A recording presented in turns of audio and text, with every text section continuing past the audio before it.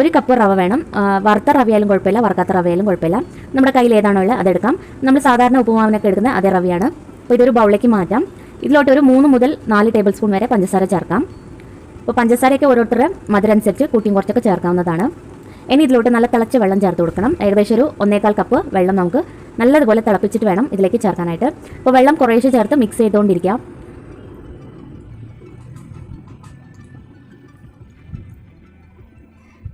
കുറേശ്ശെ ചേർത്ത് ഇത് മിക്സ് ചെയ്യാം. നല്ല തിളച്ച വെള്ളമായിരിക്കണം. വെള്ളത്തിന് പകരം നമുക്ക് വേണമെങ്കിൽ പാലും ഉപയോഗിക്കാം. അപ്പോൾ പാലാകുമ്പോൾ തിളപ്പിക്കേണ്ട ആവശ്യമില്ല, തണുത്ത പാല് തന്നെ ചേർത്ത് കൊടുക്കാവുന്നതാണ്.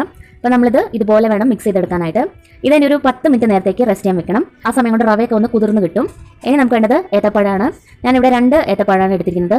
അപ്പോൾ നമുക്ക് ഈ പഴം നന്നായിട്ടൊന്ന് ഉടച്ചെടുക്കണം. ഒരു ഫോക്ക് വെച്ചിട്ട് ഇത് കൈവച്ച് തന്നെ നന്നായിട്ട് നമുക്കിത് ഉടച്ചെടുക്കാൻ പറ്റും. പ്രത്യേകിച്ച് നല്ല പഴുത്ത പഴമാണെങ്കിൽ പെട്ടെന്ന് തന്നെ നമുക്ക് ഉടച്ചെടുക്കാൻ പറ്റും. അപ്പോൾ ഇത് നന്നായിട്ട് തന്നെ ഉടച്ചെടുത്തിട്ടുണ്ട്. അപ്പോൾ നമ്മുടെ റവയും ഇവിടെ കുതിർന്ന് വന്നിട്ടുണ്ട്. ഇതിലോട്ട് നമ്മൾ ഉടച്ചു വെച്ചിരിക്കുന്ന ഈ പഴം ചേർത്ത് കൊടുക്കാം. ഇതിൻ്റെ കൂടെ തന്നെ കുറച്ച് തേങ്ങയും കൂടി ചേർക്കണം. ഏകദേശം ഒരു 1/4 കപ്പ് തേങ്ങയാണ് ഞാനിപ്പോൾ ചേർത്തിരിക്കുന്നത്. അപ്പോൾ തേങ്ങയ്ക്ക് ഓരോരുത്തരുടെ ഇഷ്ടമാണ്. നമുക്ക് കൂടുതൽ ചേർത്താലും നല്ലതാണ്, നല്ല ടേസ്റ്റി ആയിരിക്കും.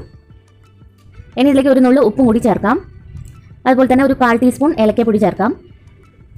ഇനി ഇതെല്ലാം കൂടിയിട്ട് നന്നായിട്ടൊന്ന് മിക്സ് ചെയ്തെടുക്കാം.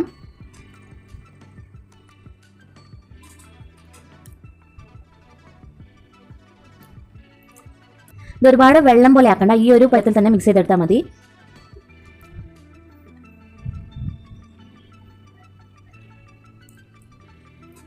അപ്പോൾ നമ്മളിത് മിക്സ് ചെയ്തെടുത്തിട്ടുണ്ട്. അപ്പോൾ ഇതിൻ്റെ ഒരു പരുവെന്ന് വെച്ചാൽ ഇതുപോലെ ഇരിക്കണം. ഒരുപാട് അങ്ങ് ലൂസല്ല, കുറച്ച് ഒരുപാട് കട്ടിയായി പോരുത്. നമ്മൾ സ്പൂണിൽ നിന്ന് ഇതുപോലെ ഒഴിക്കുമ്പോൾ വിട്ട് വരുന്ന ഒരു പരുവായിരിക്കണം, ഇതുപോലെ ആയിരിക്കണം. അപ്പോൾ ഇതിപ്പോൾ റെഡി ആയിട്ടുണ്ട്. ഇനി നമുക്കിത് ഉണ്ടാക്കിയെടുക്കാം.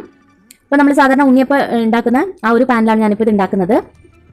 ഇങ്ങനെ ചെയ്യുമ്പോൾ നല്ല ടേസ്റ്റി ആയിരിക്കും. നെയ്യ് ഉപയോഗിച്ച് നമ്മളിത് ഉണ്ടാക്കുമ്പോൾ പ്രത്യേക ടേസ്റ്റാണ്. അപ്പോൾ നെയ്യ് തന്നെ ഉപയോഗിക്കാൻ നോക്കാം. ഇത് ചൂടായി വന്നിട്ടുണ്ടെങ്കിൽ നമുക്ക് കുറേശ്ശെ മാവ് ഇതിലേക്ക് ഒഴിച്ചു കൊടുക്കാം. ഇതിന് മീഡിയം ഫ്ലെയിമിലിട്ട് അടച്ചു വെച്ച് വേണം വേവിക്കാനായിട്ട്. ഇപ്പോൾ വെന്ത് വന്നിട്ടുണ്ട്. നമുക്കിനി തിരിച്ചിട്ട് കൊടുക്കാം. നമ്മൾ ഹൈ ഫ്ലെയിമിലൊക്കെ വെച്ചാൽ ശരിക്കും ഇത് വെന്ത് വരില്ല. അപ്പോൾ അതുകൊണ്ട് മീഡിയം ഫ്ലെയിമിൽ വെച്ചിട്ട് വേണം വേവിച്ചെടുക്കാനായിട്ട്.